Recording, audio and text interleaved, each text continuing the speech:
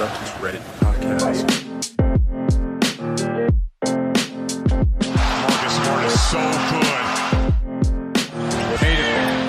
Brown.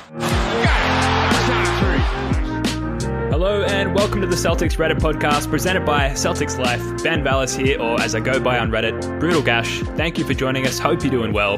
Coming up, Abby Chin, former Celtics sideline reporter and current host of the Celtics pre- and post-game shows for NBC Sports Boston, joins us to talk some Celtics as well as getting her start in sports broadcasting, her experiences covering the Celtics for TV, some scowl stories, Tommy Heinsohn, and so much more. Plus, you know we got some Celtics Reddit talk in there as well. So thankful to Abby for joining us for about an hour there, but without any further ado, here's Abby Chin. All right, welcome back, folks. It is now my pleasure to welcome to the podcast former sideline reporter and current host of the Celtics pre- and post-game shows on NBC Sports Boston, Abby Chin. Welcome, Abby. How's it going? Well, thank you guys for having me. I'm excited. Thanks so much for taking the time to join us. I feel like a really good place to start is with your sports fan heritage. So you've had a number of different reporting roles in your career so far, including with the Portland Trail Blazers, Pac-12, football, even with the Winter Olympics. What? The Winter Olympics? Yeah, that's right. Pyeongchang. I did ski jumping and cross country, and then there's a sport that combines those called Nordic Combined. That's pretty cool. Oh, there you go. So what I'm interested in here, despite your many roles across the sporting spectrum, what were your sports fan allegiances growing up? Well, I don't know if many people know this. I grew up in Denver, Colorado. I did go to the University of Colorado with the Buffaloes. But it's funny, I was actually just talking about this with my sister. So my sister grew up playing softball. I grew up playing soccer. And my dad just loved sports. So we went to Denver Broncos games. I'm still a huge fan of John Elway. But like I said, my sister playing softball, we just happened to be in Denver for the inaugural season of the Colorado Rockies.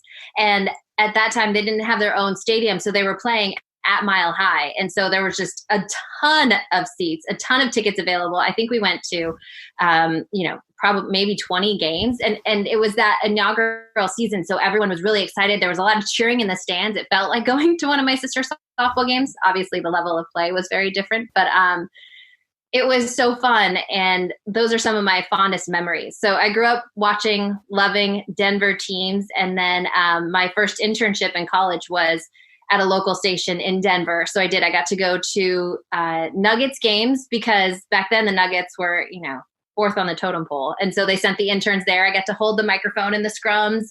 And the first one was for Shaquille O'Neal and the Lakers. And I just remember him sitting in this locker and being massive. And I still had to, even though he was sitting down, I still had to hold the microphone way up here. Wow. And so, he was just such a massive human being. And that was also the beginning of Kobe Bryant. There was still a lot of talk. I have such vivid memories of talking to him being like, I don't want to compare myself to Michael Jordan. And it was just crazy how long ago that was. And so that was a really cool experience. But that's where I grew up. And like I said, my dad loved sports. Even through college, I would see him every Sunday and I would just fall asleep, hungover on the couch, listening to golf and the Masters. I woke up this supper time and I was like, oh yeah, let's do this. I actually had a question there, Abby, because I was talking to Ben before about this. When you originally left, or when it was announced that you were leaving NBC Sports Boston, I found myself reading your bio and found out that you were from Colorado. And so the thing is, I'm from Seattle, and a lot of my friends out here, they're still shook about Dikembe Mutombo beating them in the '94 playoffs. So they all hate the Nuggets. And our own Ben Vallis, for whatever reason, he's never really explained it to me, but he hates the Denver Nuggets. And I just wanted to say, I wanted to find out, have you let go of your Nuggets fandom? Do you still are you secretly a Nuggets fan? Because that would technically make you and Ben, I think, mortal enemies. I just want to know. That's right. I'm not secretly a Nuggets fan, unfortunately. Okay. I think in this business that kind of runs out. And then also, I haven't lived in Denver since college, since 2003, actually. And so not being able to see those teams and really follow as intently as I would like to while you're doing all those other things, I have not been able to be as passionate about those teams as I may have. That's good. Once been. But who can hate Dikembe Mutombo? Right? Come on. Greatest human being ever to walk the planet. I was definitely rooting for him when he played the Lakers back in the early 2000s. So yeah. I have nothing against Dick and Bay. Yeah, it's probably just as well because it would have been maybe a short podcast. Yeah, and just pulls the Yeah, plug we're out. about to cut the show there, unfortunately. Thanks, Abby. Merry Christmas. See you later. Abby, also real quickly, did you live in Seattle at one point? Because I think I read that on one of your website bios somewhere. That's how I got into the NBA.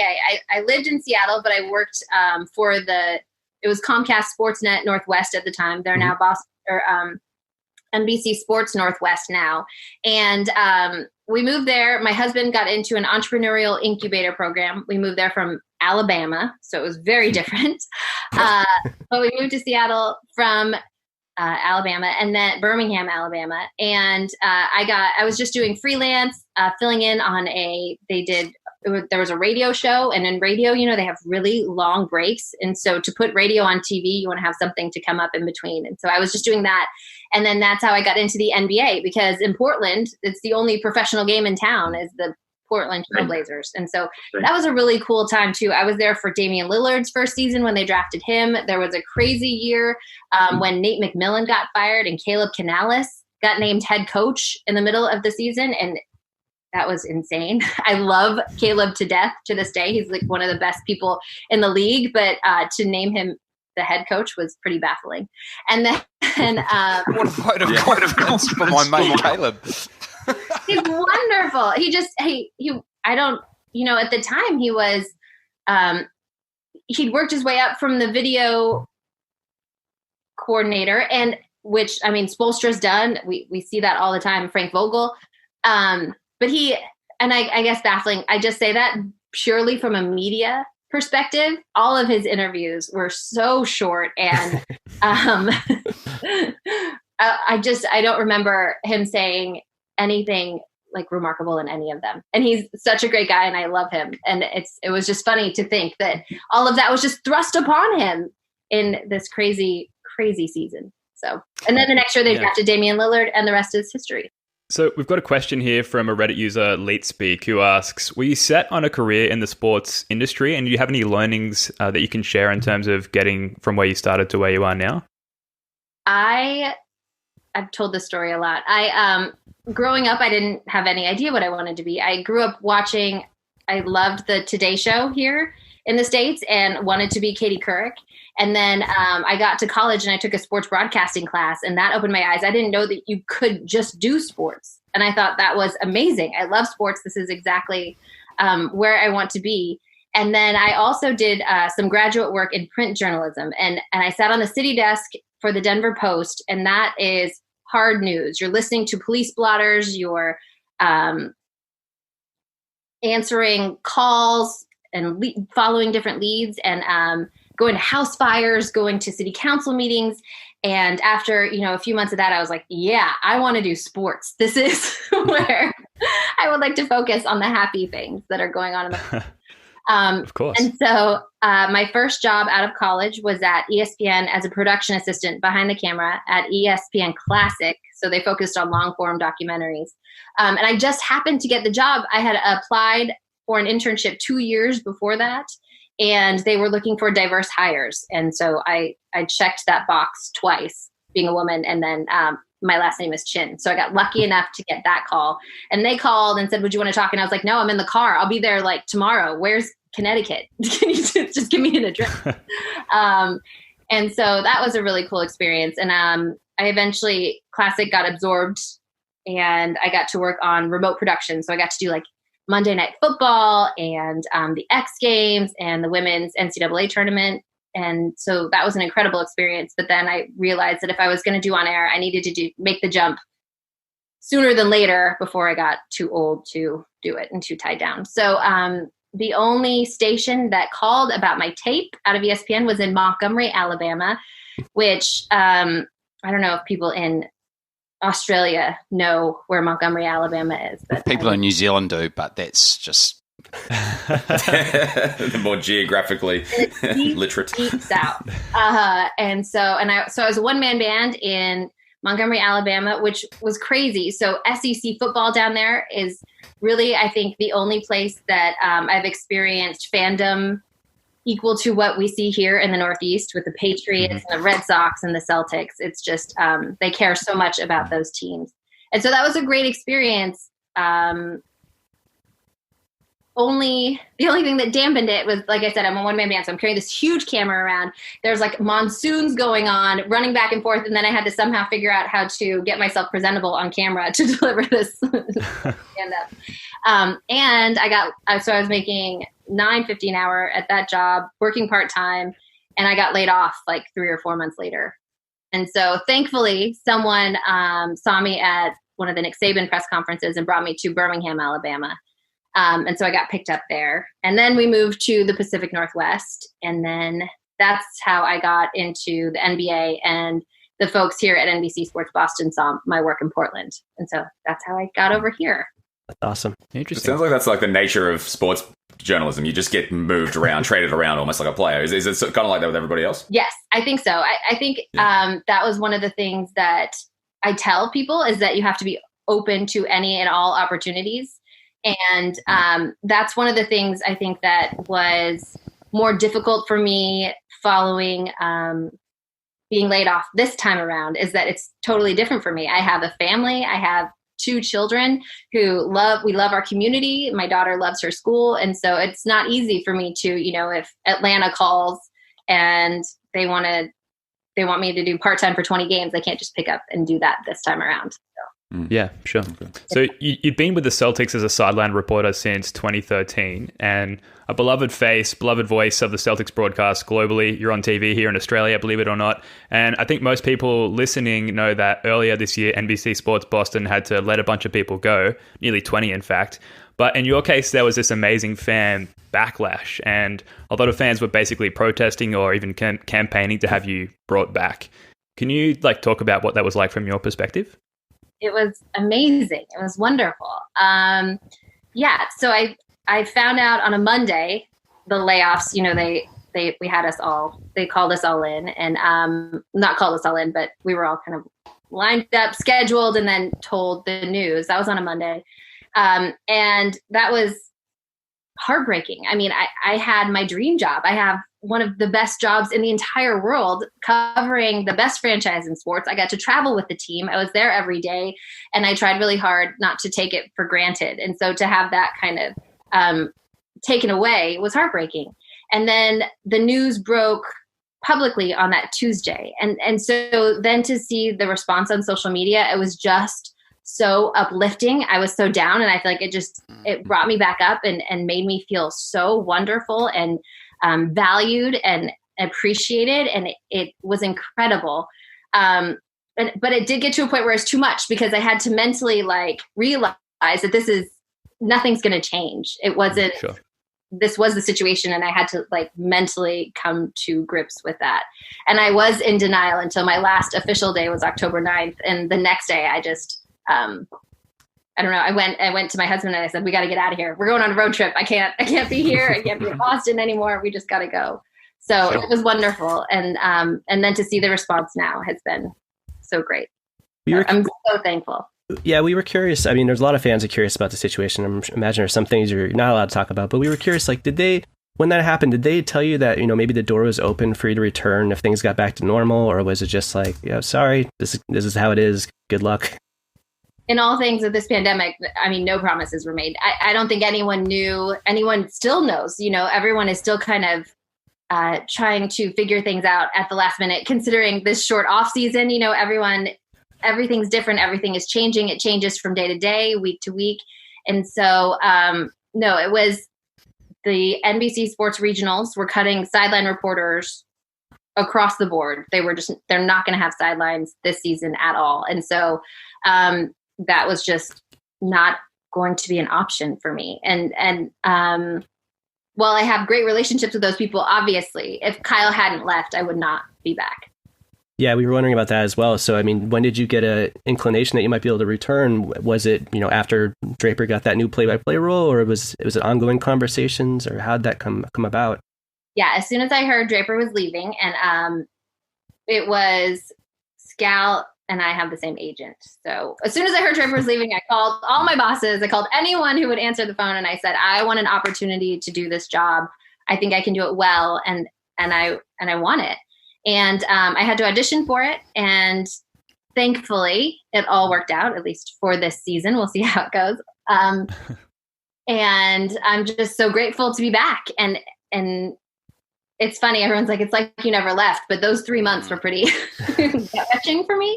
And so I'm really grateful and thankful to be back and excited about this season.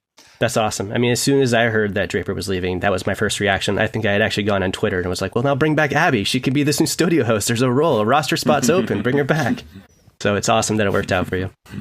Man, yeah, no, that's like, it's like you had to grieve, you know, like the loss of it. Absolutely. That's what it felt like. Yeah. And going through that process. And I think there are so many people around the world and so many people in the United States dealing with that, the job loss. And I'm no different than any of them, aside from the fact that I had my dream job and I know how lucky I was. And so it was sad. Yes, you're right. It was just really sad at the time. Although it's your dream job, you know, I'm personally a little bit curious. We've got a run sheet here, Abby, and I've titled this section "How the Sausage Gets Made." Possibly a controversial naming of the topic, but look, you can answer the questions, I guess, in your capacity as either your previous role as a sideline reporter or as your studio host, whatever, which hill. Like the Graham Nortons of Celtics Twitter, but so say like the Raptors they're at home the Celtics are at home against the Raptors on a Friday night, like against the who? Let's just say the Raptors, for example. Okay. So when do you start preparing for that game? Like what's the lead time? How does it work? Well, you guys know the games in the NBA come fast and furiously. And so a lot of it is game day prep. But typically, so in my role as a sideline reporter, I would go to the shoot-arounds for both the Celtics and the Raptors, if possible.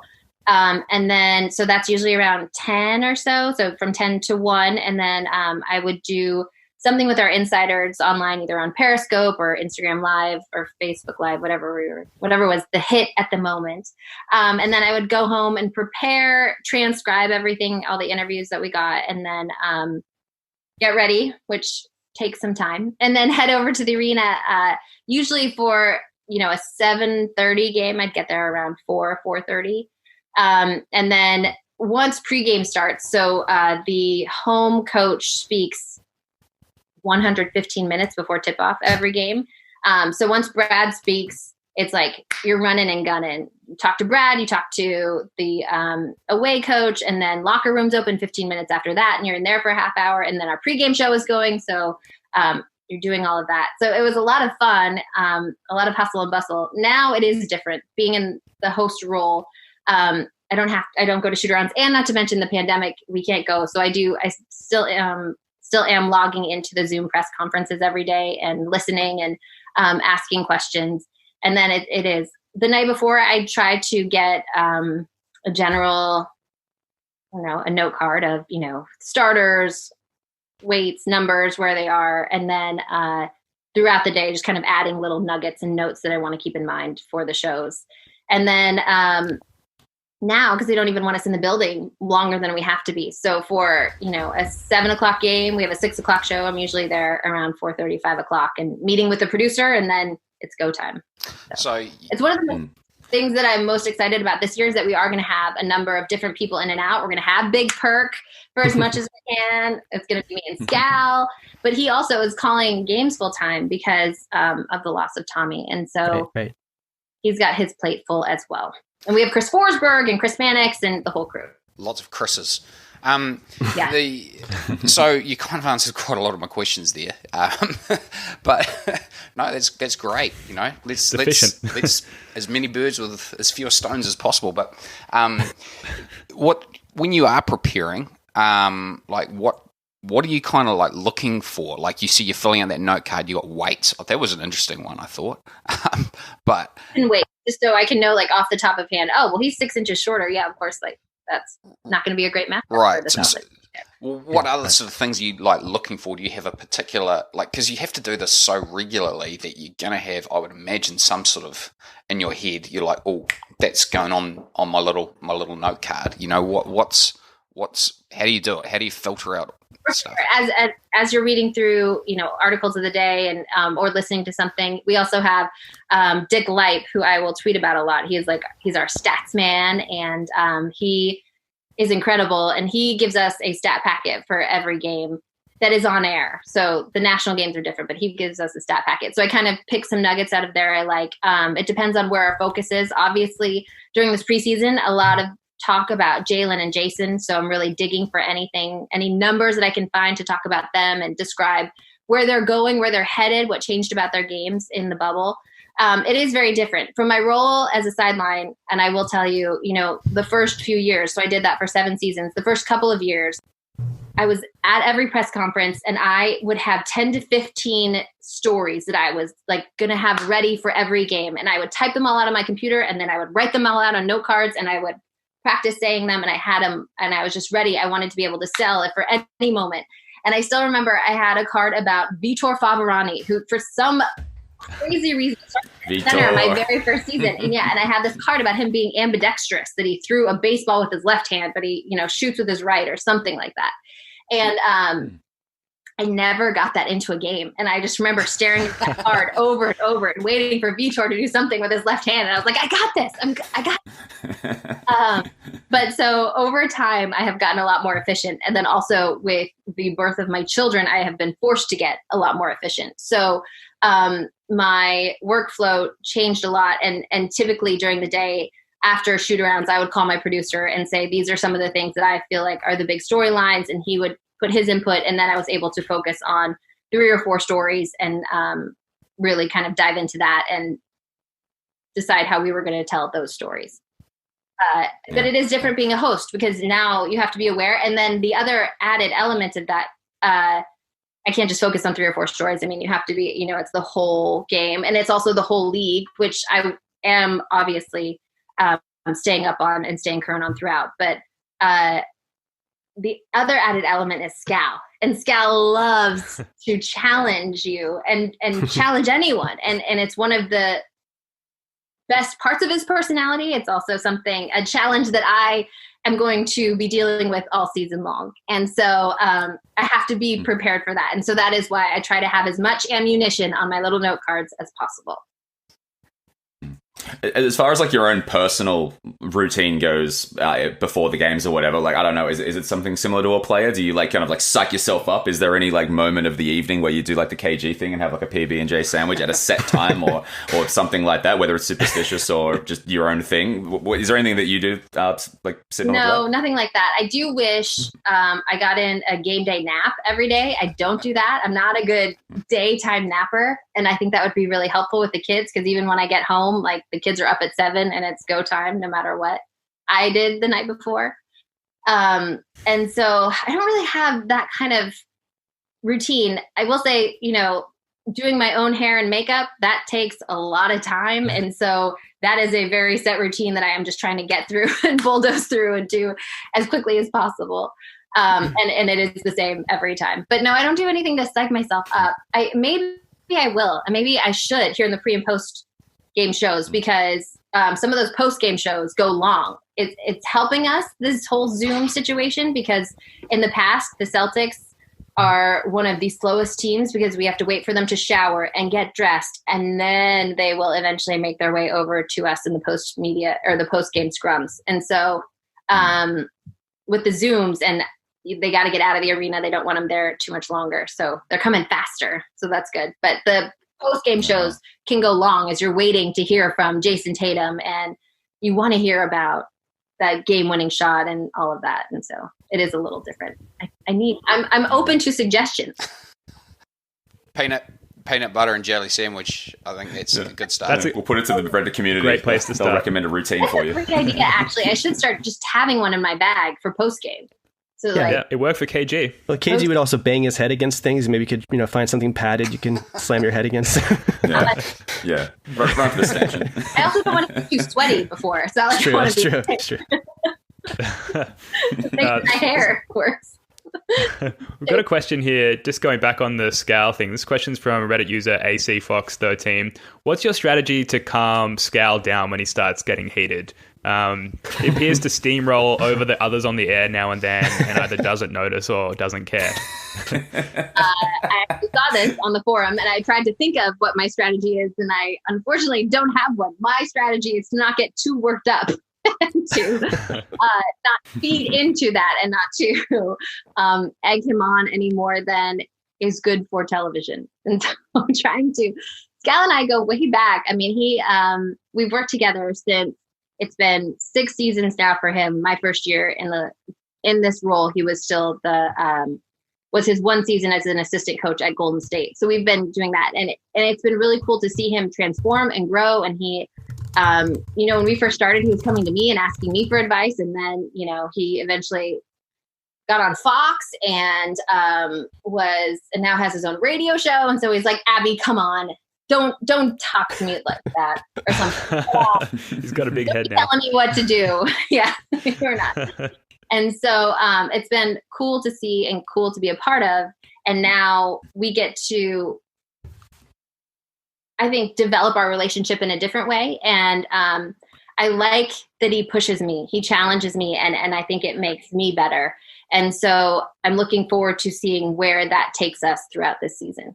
That's awesome. I'm a big Scal fan. I'll just say, in defense of Scal, not that he needs defending, but as far as him getting carried away, I actually met Scal briefly out here in Seattle, actually in Bellevue. He's from Enumclaw.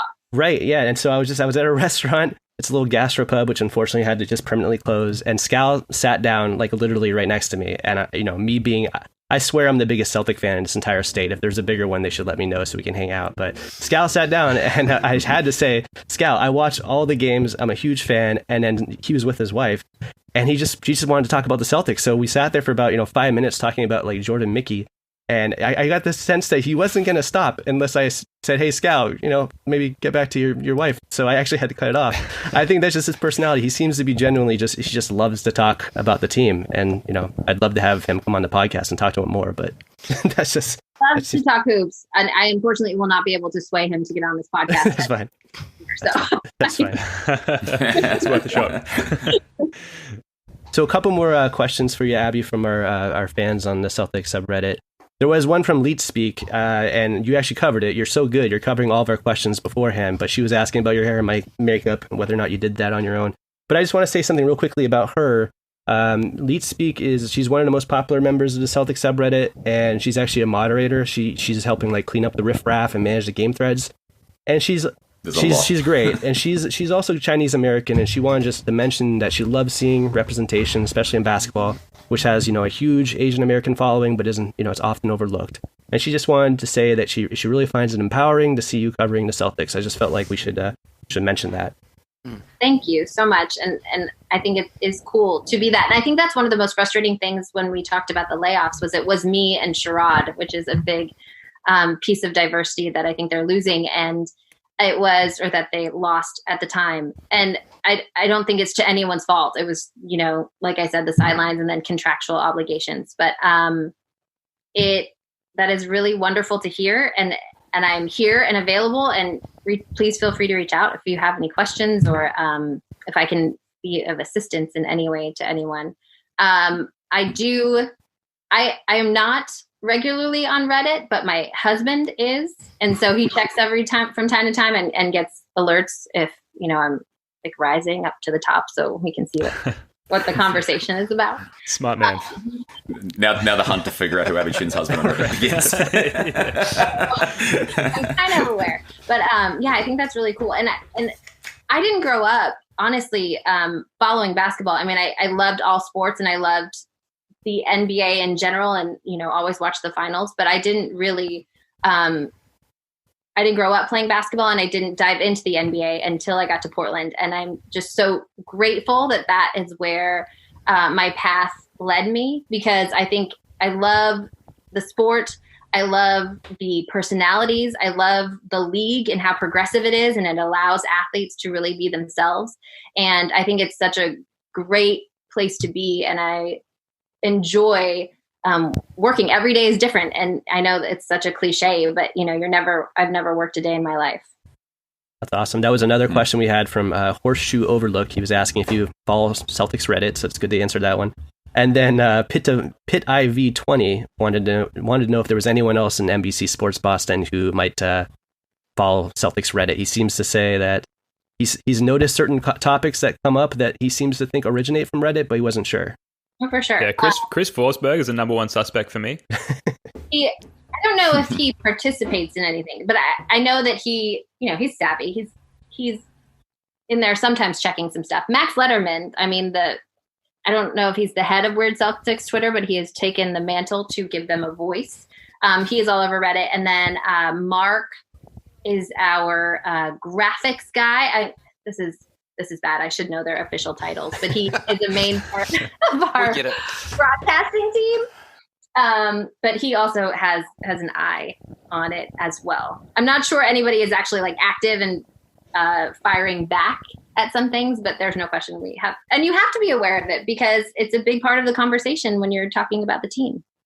Right. Of course. Another question here from Club Dog. He wants to know if you ever had an opportunity to call games play-by-play, would you take it? Have you had any experience with that kind of thing? Similar to kind of what Cal Drapers did?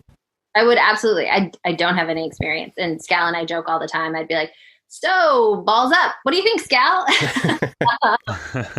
I think that would be helpful to do my first broadcast with someone that I am very familiar with.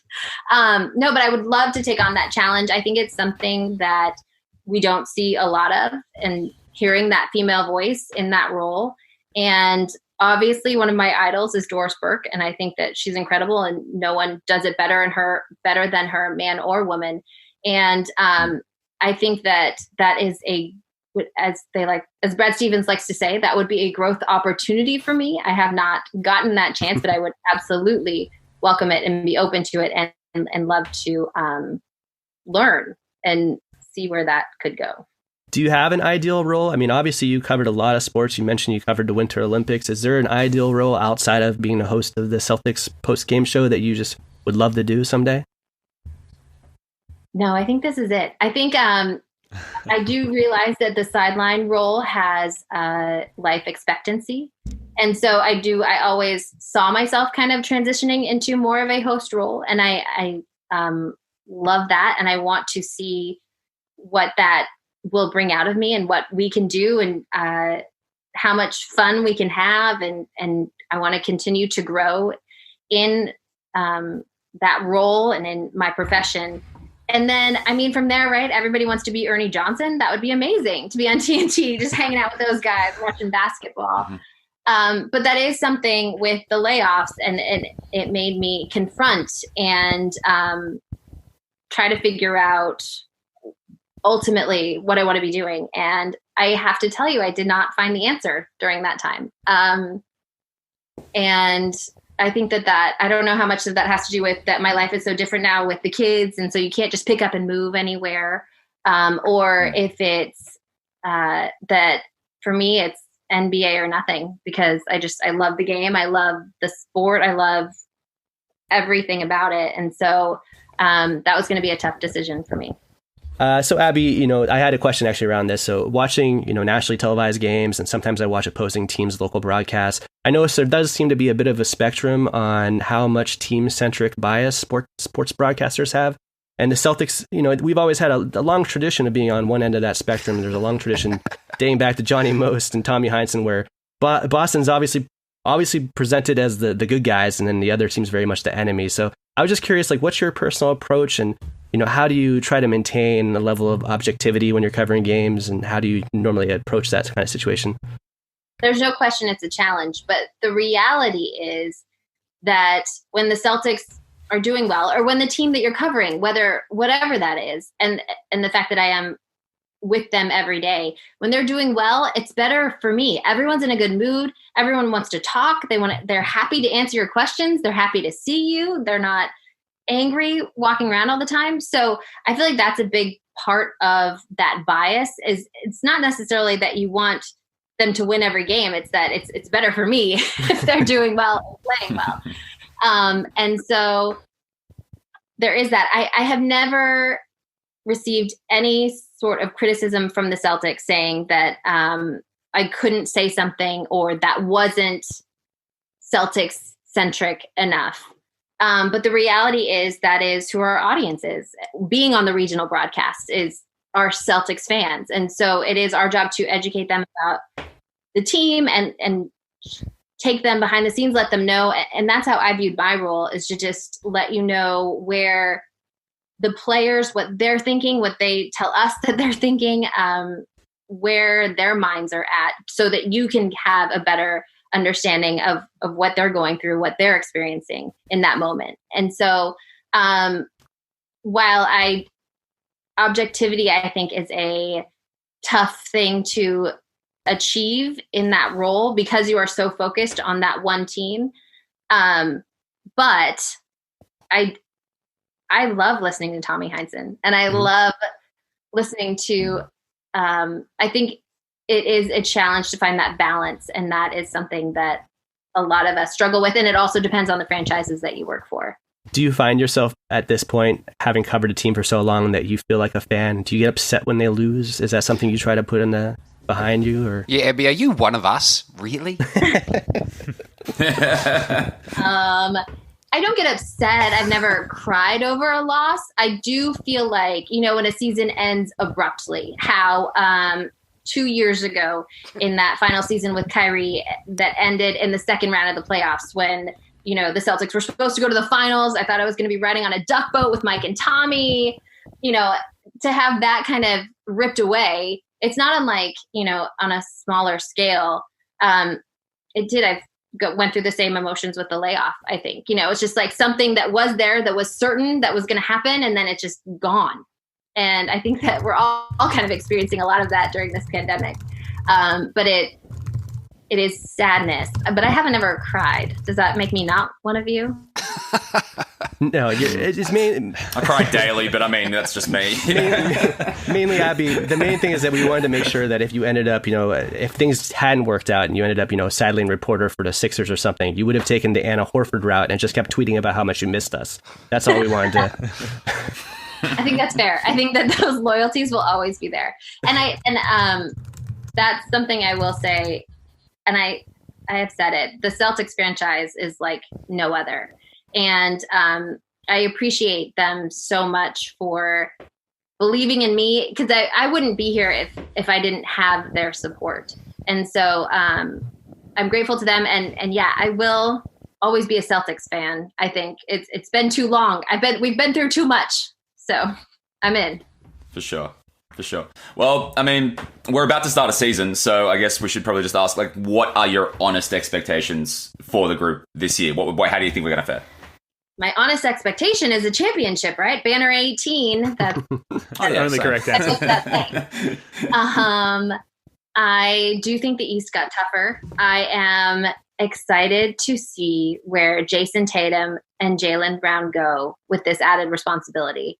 Now knowing, and there's no arguing, this is their team, and this is on them now. And so we talk about it all the time. For Jason to get to where he wants to go, his stuff is percentage, incrementally better. But I do believe he will be an MVP in this league one day, especially with the developments that he's made on the defensive end of the floor. I mean, the Celtics challenged him so much last season and putting him on the toughest guy to guard and forcing him to really take ownership on that end. And I think that was a huge growth spot for him. And I'm excited to see where he goes this season. And then with Jaylen as well, I think that's one of the most disappointing parts of the preseason, is that everyone, including myself, really wanted to see him hit the ground running with this added responsibility. And it's a lot to thrust on a person. But my experiences with Jason and Jaylen is that I will never doubt them. They have, whatever obstacles have come at them, they have overcome them. And so I believe in those two, and I'm excited to see where they can lead this Celtics team this season, whether that is back to the Eastern Conference Finals or to the finals finally getting over that hump. Yeah, for sure. That was a question from user Royal Ramble. This one's from Normal Worry. Is there any player that's on the cusp of having, I don't know, a skill set or some sort of yeah, I guess a skill set that's just going to be unleashed without anyone really knowing about. I mean, for example, Baines just started hitting threes in the playoffs, like just out of nowhere, a couple years ago. Is there any player that you think's got that in their locker that's going to come out and surprise a lot of people, do you think? I don't know if it would be a surprise. I would say Rob Williams, if he can figure it out and dial in and lock in for every second that he's on the court and play with force and play with intensity. I think that would be a huge added element for this team and something that they didn't necessarily have in long stretches last season. Although he has injury issues, it just seems like every time that opportunity arises for him, something comes to grab him. And so I think that would be really big for this team to have that added depth in the front court. And I know that everyone is cheering for him. The Time Lord, this is the time for you. And I really do hope, I'm crossing my fingers for Romeo Langford, and that we will get to see the potential in him that we know Danny Ainge saw on draft night. And it was such a brief glimpse that we saw in the bubble and in the playoffs. And I think that if he can come out of this injury and be an impact player on this team, I think that would be huge for this season. That'd be great. Thoughtful Commons, username Thoughtful Commons says, Abby, as close as you've been to this team for several years, what's your biggest criticism of how the roster has been assembled and or coached? And I just want to note, I think he's trying to create beef between you, Danny, and Brad, so you don't have to answer this if you don't want to. Yeah. I'm not going to question people who know much more about basketball than I do. I think that I am really excited about the addition of Tristan Thompson, and it's something that we haven't seen on this roster, and it's something that I feel like I have talked about, the lack of that presence of the prototypical big man. And while Tristan can stretch the floor and do much more than that, I think it's this physical force that they haven't had in the middle for a long time. And Aaron Baines is wonderful, and he is so incredible on defense, especially playing in a team defense. But he just had some physical limitations that, are realities. And so Tommy didn't notice any of those physical limitations. Yeah, no, all of Australia. Physical is not.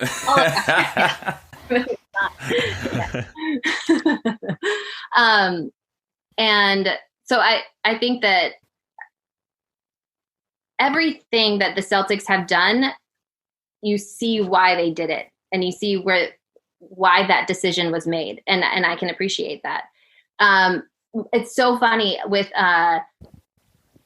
Frank Kaminsky getting released last week. My husband and I were talking about that. How crazy is it that draft night, Danny was ready to throw in all the chips for that draft pick to then take Justice Winslow? Like, where would we be then? I think one of those picks was Jaylen Brown. So it's like, no, absolutely. That was it. Who did it? And that ended up being the Terry Rozier year. So they didn't move up, and they ended up getting Terry Rozier. But, and then got Jaylen Brown the next year, and would have given up those picks, both of those picks possibly that turned into Jaylen and Jason. And so I think that there's a reason Danny has the reputation he does around the league of being a guy who's not going to get fleeced. And I absolutely respect that. And no, I'm not going to criticize Danny and say that's good. It's a good approach. You don't want to criticize him. Very professionally answered. I have a question. My career is mostly focused around IT and technology, and therefore I'm the go-to person in my family who will call me for IT support and stuff like that. I'm just curious, with your role with the Celtics, do you have people in your social life who are constantly trying to glean insider Celtics information off of you? And how do you deal with that?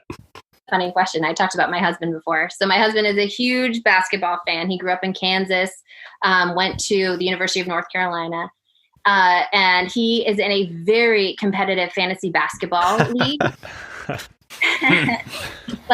Amazing. Days before the draft, creating spreadsheets and trying to figure out who has the most games, especially at the end of the season when the playoffs are going, and if which categories we're gonna punt, and you should punt, and all of that. And so, it's funny you say that, because his degree is in computer science. He is absolutely the IT guy for all of his entire family and myself as well. So yes, all the time he's trying to get inside info from me, but and without fail, he typically ends up drafting at least one or two Celtics on his team. And so, but I'll be honest with you, I'm not very tight-lipped. I'll let you know what I know, but I also don't know that much, because the Celtics don't want us to know. And basically, pretty much what you guys know and what's out there is what we know. And we don't, I mean, that's the reality is we don't get to watch practice. We don't get to see who's doing what. We take little hints from who is wearing the green jersey, the green starter jersey when we would walk into the gym. And now we don't even get to do that. And so, I don't have much inside information. I wish I did. I wish I knew more about Kemba's knee. I would care. That's amazing to hear because, on the internet, as much as we are, we'll see things on Twitter and forums where people pretend to be insiders. So they're like, my mom's a Zumba instructor and her assistant's Danny Ainge, and this is what's going to happen. It's great to hear from someone who actually is tapped in say, no, we don't know what's going on. That's all very in-house. So appreciate hearing that. Well, I don't know, though. I believe the internet rumors when it comes to like Rondo's hand. What happened with that? That was definitely at the trampoline park that he broke his hand. It was years back. But, something that you might have some inside information about, or we'll assume you do, is what it was like working with the late, great Tommy Heinsohn.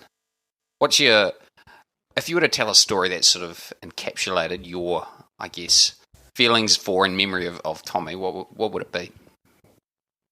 You're right. And this year is so different without Tommy. It's so strange to just know that he's not going to be there. I thought about that the other night. The first game back at TD Garden, and it was so weird because I was in studio. I couldn't be there, and not being there is strange for me in itself. And then to not see Tommy on the screen was really sad. Tommy, to me, and I have such a limited view of him because I did come along later in life. So I know Tommy the broadcaster. I didn't know him as a player and I didn't know him as a coach. I've just heard all the incredible stories about that. But the thing that I love about Tommy is while he will have forgotten more basketball than I will ever know, he never made me feel less than. He was always very kind, very respectful. And we talked about the support that I got from Celtics Nation and that I have from Celtics Nation. And that wouldn't have been possible without Tommy and Mike Gorman as well, welcoming me in with open arms 7 years ago, respecting me and actually making me a part of the team and making me feel like an important part of the team. And that's something that I'll always be grateful for Tommy for. And I tell this story. I was super pregnant with my first child. And so before I went on maternity leave, they let me work in the studio. So I wasn't like clomping around on the sideline, waddling around on the sidelines, I should say. And the Celtics were going on a road trip. So we were going to be in studio. And I saw Tommy in the media room. And I said, Tommy, you're stuck with me for the next week or two. And he's like, what do you mean? And I was like, I'm coming in studio. It's the Tommy and Abby show.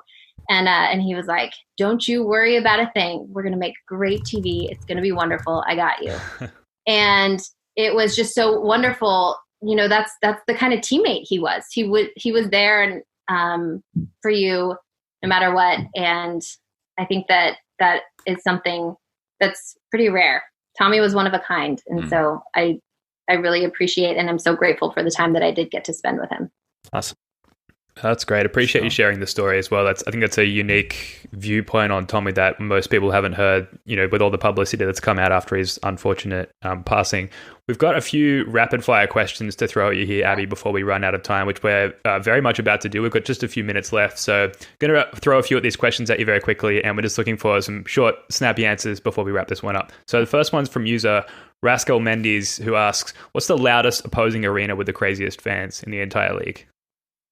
I want to say Golden State, but I haven't been in the new arena when they've been good, but it was loud. Oracle was loud and it was small and they were on you. Oklahoma City is that way too. It's a small bowl and it just feels like they're right on top of you.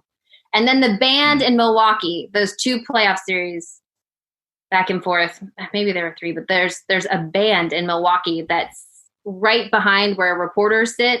That is especially in the playoffs. Interesting. This one's from user Jag75, who asks, which Celtics player or coach would surprise people by how different their personality is away from the media spotlight? I think probably Jason Tatum. I think that the view that we see of him is when he's actually answering questions and actually talking to people, he's pretty buttoned up. But he's actually a really funny guy. Not one that we get to see very often, but what I hear from other people, he is hilarious and always poking. And you do see him, the Celtics, when we used to get into practice afterwards, they always play around the world shooting games, and he talks a lot of smack when things are happening. So throughout your career with the Celtics, or I mean, probably before your career with the Celtics, who would you say your favorite Celtic of all time is? Before I came to the Celtics, it would be Larry Bird. I mean, I think he was the most famous and iconic Celtic. Now that I've been here, it's Tommy Heinsohn. Great answer. For sure. One last question here. Sorry, go ahead. No, go ahead. Joe, go ahead. Abby, this is a very important question. Do you love and trust Marcus Smart? I know I said that on a show. I'm not sure. I would let him watch my children if I was close by. Only because I have experience with children. But yes, I do love and trust Marcus Smart, and that is something he is saying heading into this season, that he wants to be more efficient with his shot. And so I believe that Marcus is going to make some headway there. Anything else you just want your legion of Celtic fans to know about you that we just don't know? Appreciate you. Both of my children's birthdays are coming up. I had children at the absolute worst time of year. So anyone getting into this business, don't do that. Sound advice. Large chunks of the season. And then I would just say that Mike Gorman is also the most wonderful human in the world, and a true legend in his own right. And I'm so grateful that I'm still working with him. And he also has been one of my number one supporters, and I am truly grateful for that. So he's wonderful. Awesome. And then just thank you to everyone. I really appreciate it. I read the messages. I hear them. I have, like I said, I have 2 kids, and I try not to be on my device at all times, but because I'm trying to be present, but I do try to listen and see and read everything. And I really genuinely appreciate it. Oh, that's great to hear. Well, look, Abby, I think we can safely speak for most people when we say it's genuinely awesome to have you back on TV for the Celtics. I hope you have a great season. I hope the whole team has a great season, in fact. And thank you so much for coming on. This was a lot of fun. Thank you. Thank you for having me. Anytime, you guys. Really, I'm here. Thanks a bunch. All right. Yeah. All right, that's going to do it for this one. Thanks to Jackson, Joe, and Larbird33 for their stellar work, as always. And of course, thanks to Abby Chin for coming on the show. Celtics regular season tip-off is right around the corner. Until then, go Celtics. Peace.